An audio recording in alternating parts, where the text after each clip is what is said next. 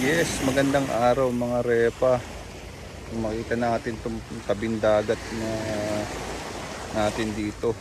So para naman po sa mga gumagamit ng mga tabing dagat natin at naliligo, matuto naman po tayong gumamit ng basurahan.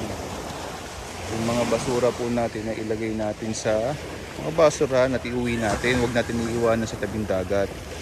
Dahil ito naman po ay ginagamit natin tuwing may family event tayo. So libre na nga po tayo nakakagamit ng tabing dagat.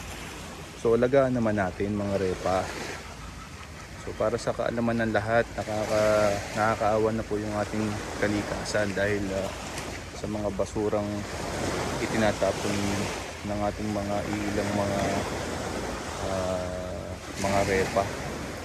So pakiusap naman po sa mga naliligo kahit 10 lugar, yung po mga basura natin ay bitbitin natin pauwi ng ating mga bahay at doon natin itapon yung mga basura natin dahil kapag iniwan din po natin yan sa tabing dagat, yung inipon natin basura at inanod ng dagat yan, baliwala din po, kakalat lang yan sa buong tabing dagat po mga repa.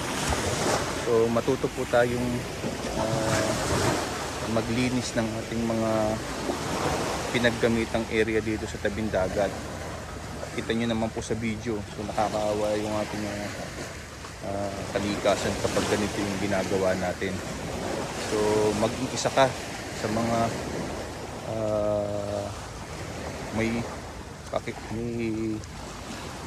pakialam sa ating kalikasan mga repa at responsable taong gumagamit ng tabing dagat. Yun lamang po mga repa.